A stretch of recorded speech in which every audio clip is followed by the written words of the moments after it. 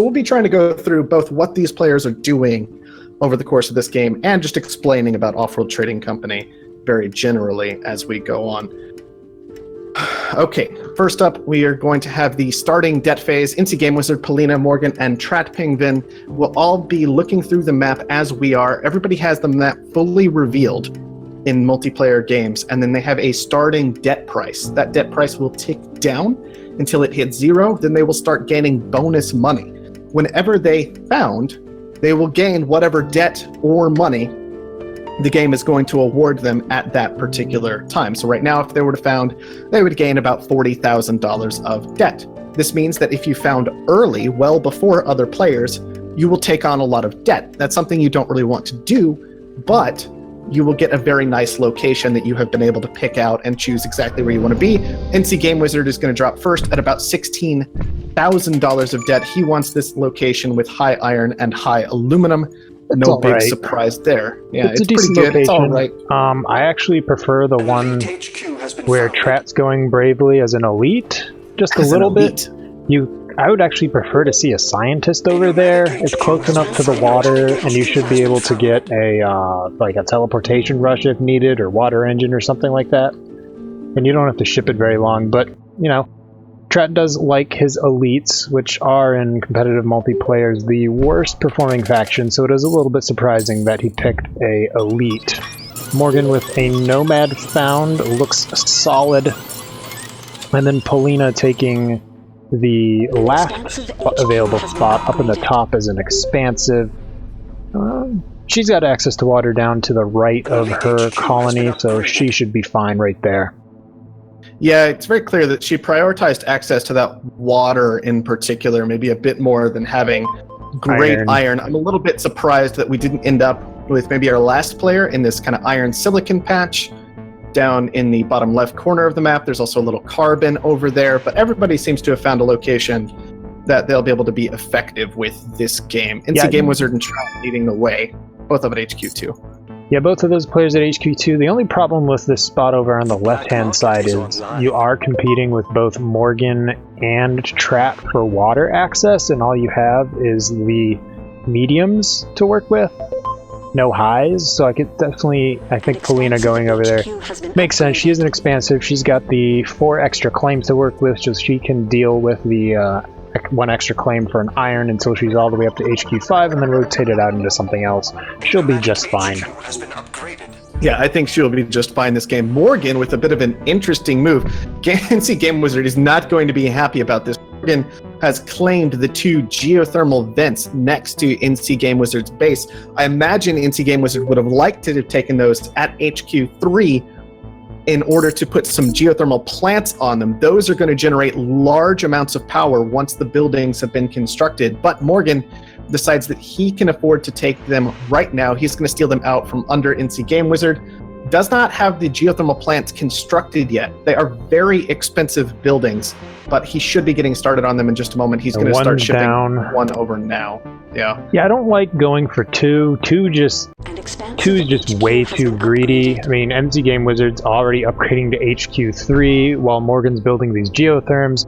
The Nomad doesn't have as many claims as an expansive. If you're a Nomad and you are 1 HQ behind a expansive, you are falling behind, you're running behind schedule. You need to be ahead of the curve because Nomads use silicon to upgrade instead of steel, but they don't have as many claims, so they can compete, but to compete you need to be upgrading faster, getting into markets before other people are getting into, and usually Nomads are one of the more competitive factions in multiplayer, at least over the previous balance patch, so we'll see how it plays out for him today. I do want to say I agree with every bit of that assessment, but I want to point out that Morgan didn't just take 2 geothermal vents. He took the only 2 geothermal vents that are available on this map. And so that means that other players are going to have to find some other source for their power this game. And it puts NC Game Wizard in particular in a bit of an awkward spot. He very clearly wanted to use those for power this game and is not near any of the silicon or carbon that he really would have wanted in order to get either solar panels or wind turbines down, which are the other 2 sources of power that are available on Mars. He's only spending 0.3 fuel per second to get the silicon that he needs for solar panels. He'll be fine, especially since the expansives have 1/3 less fuel costs, I think it is, or is it 1/2? One of the 2. I believe it's 1/3 less fuel cost. Ships move 50% faster, so that's about how it ends up panning out. Regardless, lower fuel costs all around. He's going to get these solar panels up just in time for night. This is a standard move that I go with. It's not typically something I recommend, as unfortunately the solar panels are not functional except during the daytime. You want to start your solar panels constructing at 1:40 a.m. So see, this is why Philothanic's here, because he knows these exact details down to a T, whereas I'm just a very generalized player. I'm like, oh, I like that, or I don't like that, and Philothanic's like, this is the exact moment. That's correct. To be fair, Blues told me that on stream a couple weeks ago. I didn't remember. I thought it was 3 a.m. It's 1:40. So you built them, a little bit ago. They'll be finishing up right as they upgrade, and that's the optimal way to do it. Trat has 2 solar panels up, also has 2 wind turbines up. Polina's moving into 3 wind turbines. Something just got blown up, a solar panel from NC Game Wizard by Morgan. That NC Game Wizard's not the person who's competing in power, but they are the one in depth. Power.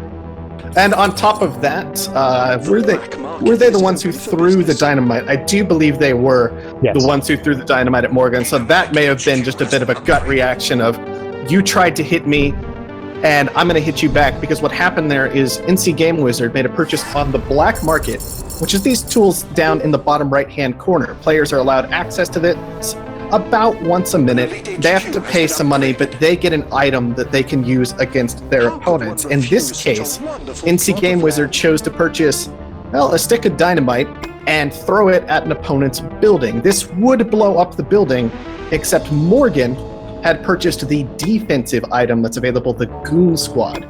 If you throw a black market item at a Goon Squad, the Goon Squad instead intercepts that item, prevents it from activating, and gives it to the player who had hired the Goon Squad. So Morgan was awarded that dynamite, and kind of gut reaction just threw it back at NC Game Wizard on his solar panel to kind of punish him for his little audacious move there. Now, if Morgan was thinking to themselves, all right, maybe I can get NC Game Wizard in debt and do an early buy in NC Game Wizard, that'd be a great move. However, Trat's already at HQ4, which means Trat has more earning potential than Morgan does with the extra 4 claims. Polina is, nope, she's not going to get to HQ4 before Morgan. It is a Nomad after all, they do upgrade faster. But that's true. That silicon advantage, always helping out those Nomads. So that is one reason why you would attack the person with the least amount of power twice, but if Morgan wanted to make more power money, it would have been better to attack the players with more power online, Polina or Trat. Seems a fair assessment to me. We're going to have some chem refineries coming up for Morgan. I do want to point out, none of these players have really revealed a late game strategy just yet. NC Game Wizard is kind of just struggling to survive. He wasn't able to get power online and keep it online when power was very, very expensive. This means that he went into quite a bit of debt, has about 100,000 debt to his name right now, and so he's going to be trying to resolve that situation before moving too far forward. But what we're going to be watching out for around this phase of the game is which advanced buildings these players elect to build first. We have a couple of pleasure domes down. Those are going to be some nice sources of money, but that's about it. What we're really looking for is if we're going to see some optimization centers, some hacker arrays, maybe a patent lab, or an off-world market to see what these players really want to do in the late game. Patent lab. Oh yeah, there he goes. Now, off-worlds none of the players are going to go for off-worlds anytime soon. Only 22k profit on food launches, and the price off-world is 430. So you can see that you launch 100 units of food into outer space, into the asteroid belt, and then you get paid handsomely, but due to the cost of food right now and the price off-world, you only get $24,000. That is the low end of when you would think about going into an off-world market. Like 25 is about the magic number, and you'd hope to see like a couple in that area, but There's only one at 26, so we're not going to see players go into Offworlds, especially since Offworlds cost like Trat $115,000 to construct. But the expansive's 77, so they're a lot easier, so they might go for it. But the other two players, like, it's 60 seconds for a launch, so you got to pay down the Offworld, then make money, $26,000 profit. You can do the math. It's 4 launches to pay down your Offworld before the profits come. That's 4 minutes. Not worth it yet. No, not quite worth it yet. That is a very, very long-term investment, and these players are going to want their money right now still, as most of them still have yet to hit HQ level 5. Energy Vault is one of the patents. Generates a little bit of extra energy for the player, particularly helpful when you're relying on solar panels or at night. NC Game Wizard is going to grab that for himself. I've been talking about patents, and it's kind of important to note that the patent labs, well, they research patents for you, and patents are unique upgrades that you can get for your particular faction, your particular headquarters, that game. They're going to give you some nice bonus. Tratping Vin decided that he wanted the virtual reality patent first this game. He's about to finish that. That is going to increase the profits of his Pleasure Dome, so that's very, very nice. If we find his Pleasure Dome right over here, we can see it's making a very large amount of money, about $600 a second in profit, so virtual reality, a very, very nice tool for him to pick up. That's increased his profits dramatically. Meanwhile, I do believe Polina was after nanotech in particular, and that will allow her to scrap her building and receive all the resources back. So just a lot of unique changes that the patents offer you, and once you've claimed them, generally other players cannot acquire them. So very nice to pick those up before anybody else does. Yeah, Polina is going to win the nanotech race, but Trat is an elite. The elite don't have very good scientists, but they do have great lawyers, so Trat's just going to license the nanotech patent from Polina. Normally, when one player has a patent, they can use that legal document, preventing anyone else from using that technology, but the elite lawyers are too good. They can negotiate any license they want, and they pay half of the patent cost to Polina, so Polina got 30 chemicals as a payment for that patent lab. Not bad, all things considered, getting that 30 chemicals back, although I imagine she would have preferred that Trat simply not have access to the patent at all. So we can see that both Polina and Trat have access to nanotechnology, virtual reality for Trat, Energy Vault still on over to NC Game Wizard. Meanwhile, a lot of our players have put up another advanced building that we've been watching for this game. We'll look at Polina's. The Optimization Center. She has chosen to optimize some steel twice, and so that's going to increase her steel production. Steel, a very important base resource that's used to build most of the buildings in Offworld Trading Company. It often can get quite expensive at the end of the game as players are trying to construct advanced buildings or perhaps the Offworld market, which costs a truly absurd amount of steel. So not a surprise to see that being optimized. She'll be looking to use this throughout the rest of the game, spend chemicals to increase her production of a variety of resources. Whatever she thinks is going to end up being valuable based on the random or, particular situations that this game has offered up. Well, 3 steel factions on the map, although expanses both use half steel to construct their buildings, so Polina needs half the steel that Trat needs to put it down any building so she can sell more steel than Trat has at this high price of 147, so optimizing steel double like that makes perfect sense for her. Tile auction for an absurd $56,000. Yeah. Now, the Nomad can just use their return a claim ability and remove that and use it somewhere else. That's one of the unique bonuses that the Nomads have, but 56, that's still, I mean, sure, Morgan had no debt, but that's a lot. Yeah, that is certainly an awful lot of money. Typically, we will see claim auctions where it's just a tile on the map go for somewhere between maybe $16,000 to $24,000. Maybe if people are feeling confident, they'll go up to like 32. Maybe if it's in a particularly bad tile, it'll go as low as 10. But 56 is a pretty absurd amount to pay. And I do want to point out that Morgan, he picked up this tile next to 3 offices, and he no longer has access to the tile. So that might have been a bit confusing for people. This is because Morgan is playing as the nomadic faction. Not only do they get to put down 2 headquarters, which allows them 2 points to drop off resources and lets them be very, very close to different resource clusters and collect them very quickly. It also has access to 5 return acclaim black market items across the course of the game. What the return of claim lets them do is pretty straightforward. Once they've acquired a piece of land, they can use the return of claim option to get that claim back and put it somewhere else if they would like to. So Morgan, he didn't actually want that particular tile. He just wanted another tile, and he expended one of his return of claim uses to pick that up and put it somewhere that he would rather have, probably in one of his pockets of production, so he could get those ever valuable resource adjacency bonuses for his production. So NC Game Wizard, first player to go into an off-world market, spent just south of 90k on it. It always goes up a little bit, probably in the $70,000 range. Surprising thing is it's being built out in the open with no holograms or goon squads on it.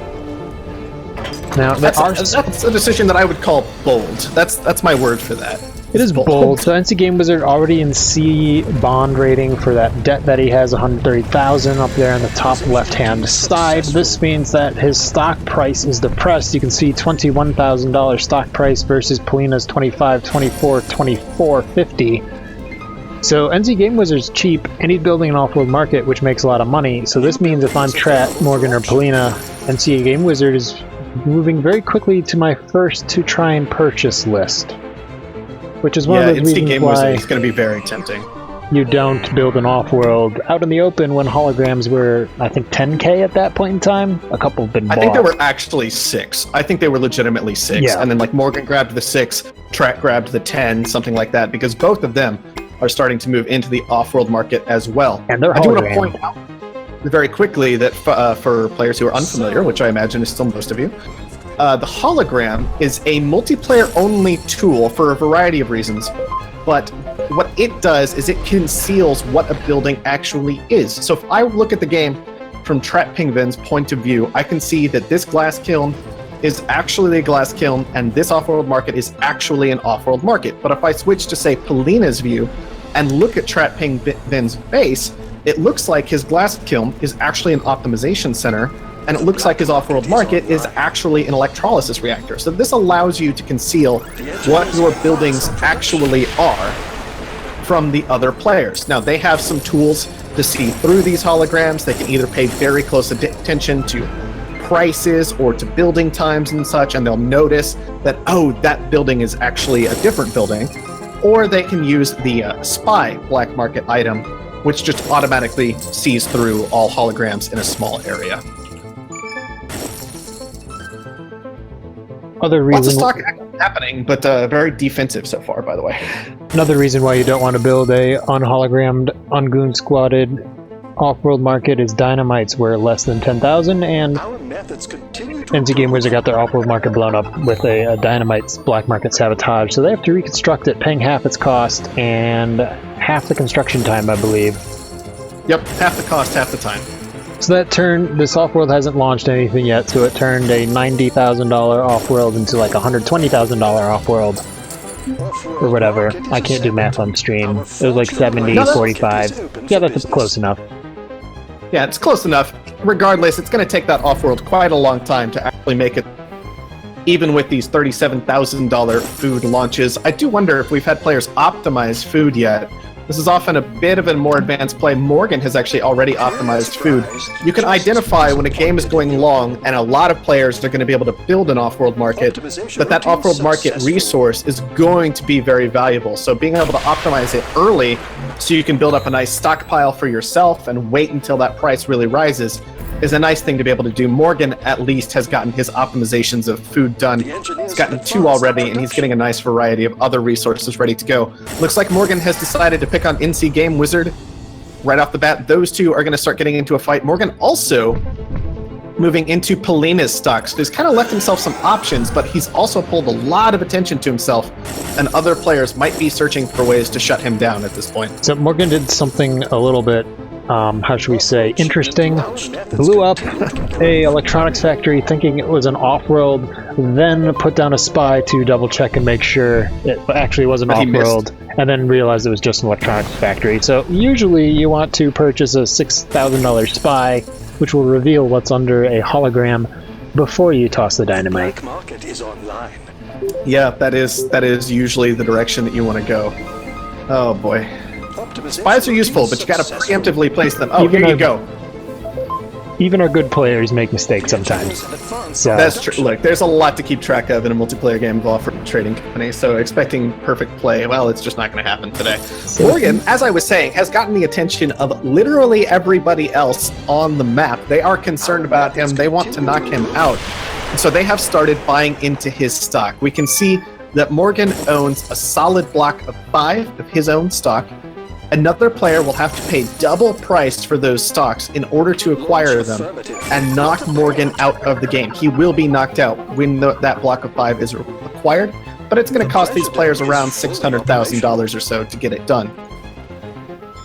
Meanwhile, Morgan has bought 5 into NC Game Wizard, and so he will be looking to knock NC Game Wizard out by the same token, purchasing all of these remaining stocks away from him, seeing if he can knock NC Game Wizard out. If he pulls that off, it will provide him a large boost to his stock price. And in addition, NC Game Wizard will remain in the game as an AI and will feed money over to Morgan. So it's very rewarding to knock another player out of the game, but you can see it is very, very difficult. Morgan still needs about $130,000 more to pull that off. So this is an interesting question. Trat is actually close to buying out NC Game Wizard and might actually beat Morgan to being able to buy out NC Game Wizard. So if you're Trat, you'll have to consider, like, is it worth giving Morgan some subsidiary income? Do I have the late game advantage, or am I just going to continue to focus on buying out Morgan instead? And I don't know, if I'm Trat Ping Vin, I'll be honest, like, the elite is the late game boom faction, right? They get huge advantage off of advanced buildings. They're even allowed to build 3 off-world markets rather than the standard limit of 2. We can see Trat only has 2 so far this game. The answer's no. And so oftentimes, the longer the game goes, the better for Trat. But yeah, he is going to choose to instead go after Polina this game. So this will be a little bit more of a straightforward fight.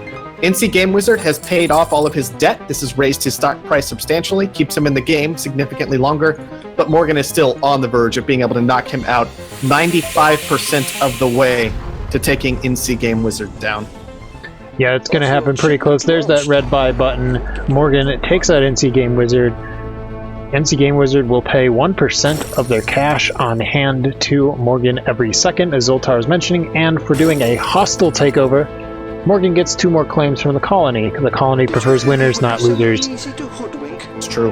And if you purchase just a majority buy, which is where you get 6 shares where it's undefended, you don't get any claims. That's where some new players get confused. When they get claims, when they don't. If you end up with all 10 after hitting that buy button, you get 2 claims. If you end up with 6 after hitting the buy button, you don't. Yeah, you get nothing, except for, well, 1 less opponent, which is certainly an advantage in and of itself. Now, this Trat Ping Vin and Polina fight looks like it's Trat's direction, but I'm a little bit worried about both of them at this point. Morgan, in acquiring NC Game Wizard, picked up 2 more of his stock back from NC Game Wizard. Well, actually, he took over the company. Trat's in the lead in this one, because Trat can always sell his 2 shares, and Morgan can get an extra $100,000 if he needs it. That is true. So Trat actually we'll see if Trat does that. Has a 100,000 advantage on top of the already 100,000 advantage that you can see there. And what Trat needs, yeah, there he goes. He's going to sell out. He's going to be very close to that 543 needed to take her out.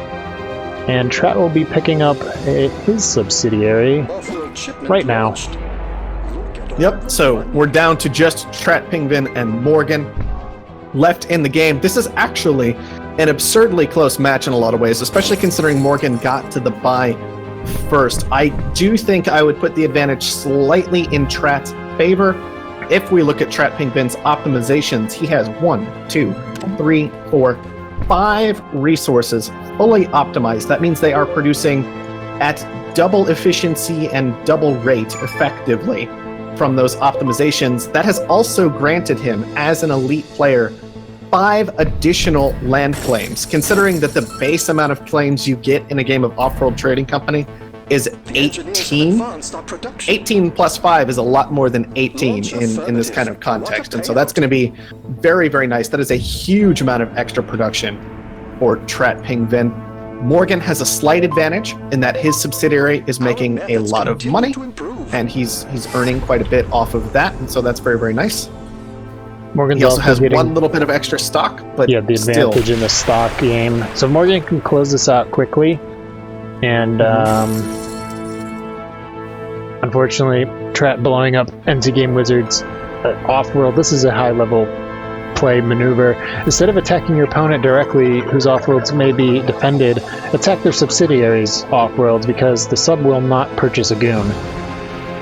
That's true. You can be guaranteed that attacks that you perform against your opponent's subsidiaries will land, and sometimes that guarantee is worth going after the subsidiary and their smaller amount of income compared to attacking your opponent directly. This is still very, very close. Neck and neck. Morgan has an advantage in that they're only in B debt, so they can use the black market. It's getting rather expensive, though.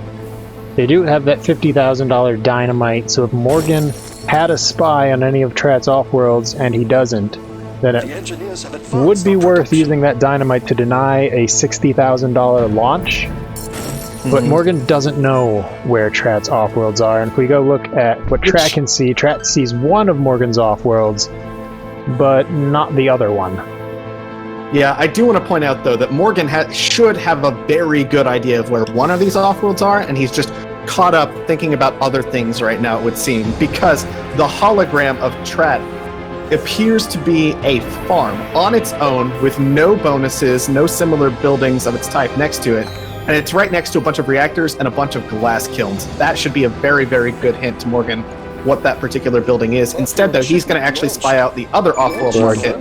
That's going to give him a clear target for this dynamite in about 15 seconds or so. Which is pretty lucky, because that's the one that doesn't have a goon squad on it, so we actually can blow it up in 10 seconds, which... That is very true.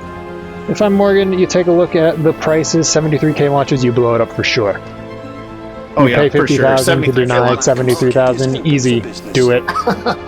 There we Morgan go. says, boom, goodbye, goes the off-world market. That is going to seriously hinder Trat Ping Vin, but still, you can see these numbers are very, very close. Morgan, 80% of the way to acquiring Trat Ping Vin. Trat Ping Vin, 78% of the way to acquiring Morgan. This may come down to whether or not that off-world market got to do with launch. This will come down to off-world timings, and Morgan's going to get 2 launches in 14 seconds. Morgan needs 100,000 to get there. He's going to get 140,000, so he's going to win. Oh, well, we'll see if that plays out correctly. In about 2 seconds here, Morgan's got the cash, and he will, as you predicted, get the buy. What if that market had launched? I'm just saying, what if it had gotten to launch? Oh, that's why you tossed that $50,000 dynamite on a $74,000 off-world. That's true. That is why you do that. So congratulations to Morgan. He is going to pick the very first victory of this tournament here in Group A. Very nice win over to him. I didn't anticipate that, but I want to point out, Trat Ping Vin making great use of some of the Elite A headquarters advantages, but still only building 2 off-world markets. We saw how profitable those were this game. What if he had simply built a third? Off-worlds were so expensive for so long, and I'm not sure that he had the income to do that, because they were hovering right around that $1,000 mark. And with so many people in those off-worlds, you would be a little bit surprised to see a $75,000 launch with 8 off-worlds up right now. That is not normal, because the prices off-world are random. They can randomly go up. But, you know, it normally doesn't get this high, so I can see why Trat decided not to go into that third off-world. It makes sense at the time. Unfortunately, it's probably why he lost, though. It probably is why he lost, indeed. It was so very close. And the thing is, you can say that off-world prices are random, and that's fair. But as the elite player who is doing a massive amount of optimizations, and especially on Mars, where prices tend to be a bit lower than the other 2 planets that are available, or other 2 locations of Ceres and Io, you kind of know that prices are going to get very, very, very low. And so off-world markets that allow you to sell to a completely different market become even more important, and I feel like there were some clues in there that Trat could have used to identify that maybe I did need to go for that third off-world market this game. The other we'll never know for sure, though. Trat was running into is they purchased 100,000 steel off the market, so they were already in a steel deficit the entire game. So they may not have had enough steel Yeah, it's possible Trat was just a little bit light on that steel production this game. Now, at the end of a game of Offworld Trading Company, if you would like it, you have access to a huge number of stats that you can look over and see what was happening. In particular, the structures stat is one that most new players latch onto very quickly, where they'll be like, I only built 28 buildings and the AI built 67 buildings. How is this possibly true?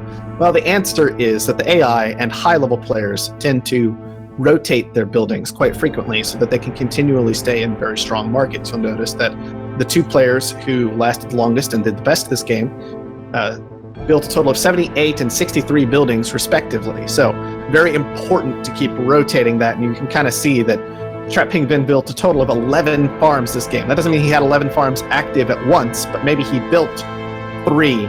Then food got kind of weak, so he scrapped them away. Then he came back when food was better, and he built 4 and scrapped them again, then built 4 again later on. That's kind of important move to make. Yeah, Offworld is an RTS. Just like StarCraft, you adjust your army composition to counter what your opponent's army is. In Offworld, you adjust your building composition to counter what your opponent's doing and to match what the market prices are. Same idea. Yep. Just rotating buildings instead of building new armies.